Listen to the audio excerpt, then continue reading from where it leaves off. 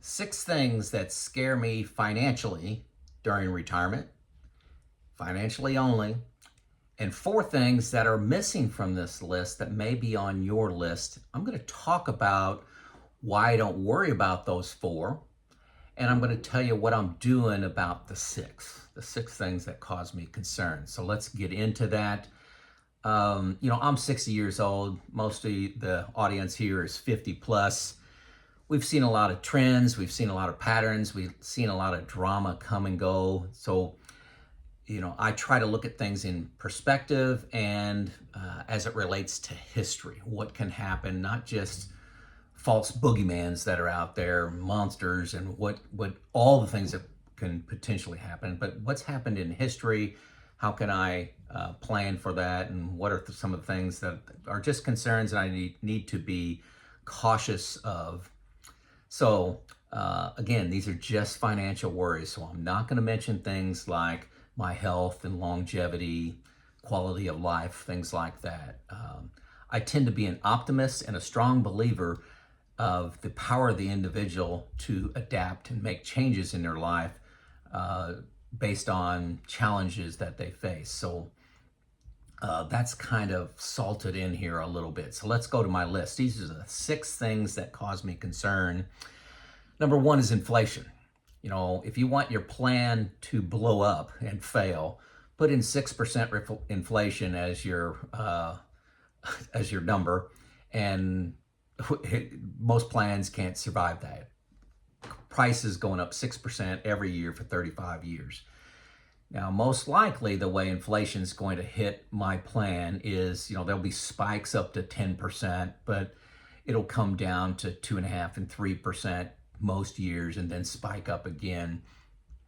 I think the probability of something like that is medium. I say medium because it's not going to be sustained the whole 35 years. There's going to be little spikes. I think if you said little spikes, well, that's almost guaranteed you're going to have. But with inflation, I have choices. I can, substitute spending. When instead of going out to eat, you can eat at home. Instead of eating steak, you can eat ground beef. You can eat pork. Pork remains low. You can not spend some money. You can dial back some travel, some of that go-go spending that you were thinking about doing. There are choices that I have. Having assets help. This is why I maintain an 80-20 portfolio of equities to fixed. Assets tend to go up during high inflation because companies can pass on higher prices to consumers.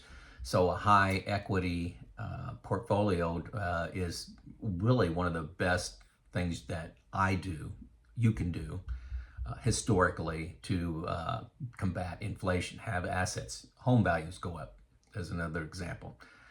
Number 2 worry is black swan events. Example, a war that involves the United States or a substantial part of the world, very impactful. That can have a dramatic impact on oil prices, on trade, the value of gold, all kinds of things, the stock market, people's ability or companies' ability to make products. I also worry a little bit about a power grid failure, and most of you probably don't have this on your list, but I worked in the power generation business for several years, and that infrastructure is getting very old, and it's very susceptible to problems just from age, but it's also susceptible to problems from deliberate attack. So I do worry about that. The impact could be a prolonged down market. I think the probability of high of a black swan event, we just had one in 2020. But the action I take this is one of the reasons I have buckets. I've got 10 years of expenses that I need outside of equities. So I can manage a pretty long black swan event, watch it through the downfall and up through the rise again. Historically, we've recovered from those in a handful of years, let's say. Number 3, national debt. Impact could be a prolonged down market. We all know about the national debt problem. I think Something's going to happen, not sure what, to recalibrate because of our debt issue and the cost of servicing our debt. I think there's a high probability of something like that happening. And again, I manage with buckets. It's a reason I try to maintain 10 years right now of expenses inside of my bucket one to handle that. I think that the economy is resilient. I think it will take a gut punch. Things will go down, things will recover. I don't want a national debt crisis the same time as a black swan event. That would probably be painful, but I think I'd have a lot of people in pain with me. That won't be a lone crisis for me. Number 4 is my company going bankrupt. The company that I worked for, I have a pension with them. It's not a huge pension, $16,000 a year, but I also have deferred comp with them. And deferred comp is money that I saved in addition to my 401k, not to take all my wages while working. The reason I did that is that it allowed me to retire at 54, and that money became available, the 10-year clock. I got 1/10 of that every year for 10 years. So I was getting some income when I was 54. So that deferred comp, both that the pension and deferred comp are not guaranteed income. It's not guaranteed by the Pension Benefit Guaranty Corporation. If my company went bankrupt, I'd lose both those. In the next 35 years, could they go bankrupt? Well, my deferred comp, I only need 5 more years. And my pension, I'd like 35 more years. I think the probability of that is medium. I don't know what I can do about that, but I do model that when I stress test my plan and say, hey, those incomes go away. How am I doing? So that may be one of the reasons you see my bucket one of 10 years is, boy, that's a little excessive. That sounds high. Well, what if I got one company hanging on to my deferred comp, and that'll knock that down to about 8 years if that went away. So that's one nuance about my plan. Social Security changes. This is one that gets a lot of press right now. I think the probability is kind of low. I'm a little concerned that, hey, I've been paying into this for 35 years and they changed the rules of how you get this. Now, being 60, it may not affect me, but I'd hate to see something like basing Social Security on your net worth, saying, hey, you got money from other resources, you don't need this. This is just a safety net versus a portion of my income or a portion of everybody's income here in the U.S. and change the rules when I retired and worked based on it being there. So only action I can come up with there is to vote. I don't know what I'm going to do about that if that went away. I think, like I said, the probability I think is really very low. Number 6 is long-term care. I'm self-insured right now as part of my plan for my wife and I. Could be, if it's 2 to 4 years for each of us, we can handle that pretty easily. But if something happened where a 10, 15-year stay was needed due to something like dementia, that's painful. When you start paying, $8,000, $9,000 a month for 10 years, that'll eat through an enormous amount of money very quickly. I do think the probability of that is low. Diet and exercise, there's a lot of information out there on how diet affects dementia. Some people, depending on who you listen to, some people call dementia type 3 diabetes linked to sugar. So check that out if you're interested. Just type in type 3 diabetes in YouTube and you'll get all kinds of stuff. I just don't want to make dementia my fault. It could be in the cards for me.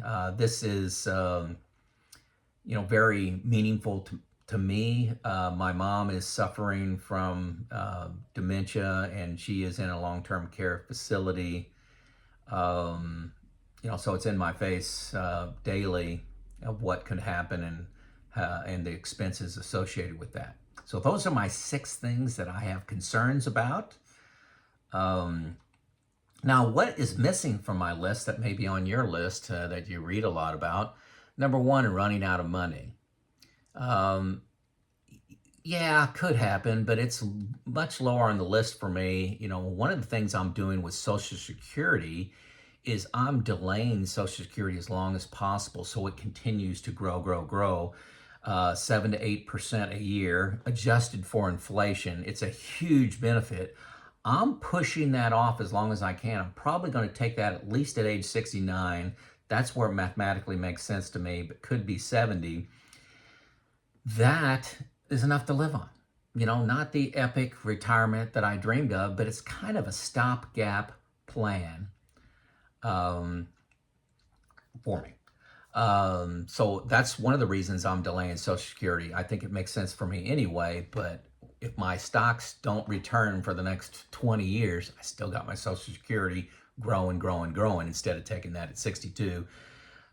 For a married couple, I think that's a big deal for the surviving spouse. Also, on running out of money, the first 6 years that I've been retired, the stock market returns have been fantastic. I have, 2022 wasn't good, but you take in, the sum of the 6 years, I'm in great shape. I got, more money than when I retired right now. Number two, healthcare cost. It's missing from my list. Yeah, the premiums are going to be expensive inside my plan, but I'll continue to have good. When I go on to Medicare, I'm going to buy all the premiums, and so I won't be hit with a $100,000 bill, but I'll be hit with all the premiums, and that works out in my plan. Probably slightly cheaper than what I'm paying now for insurance. So yeah, I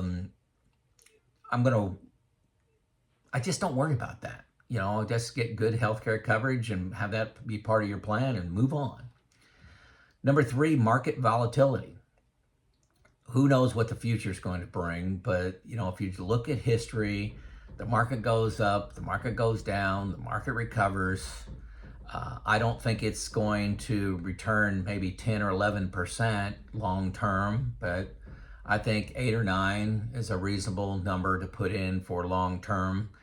And as long as I don't have to make short-term decisions with my equities, as long as it's a long-term play, like 8, 9, 10 years, 15 years, that I can let the market recover, no problem. So I'm really not worried about market volatility. I've got it. It's in my plan for that to happen. So I plan for it.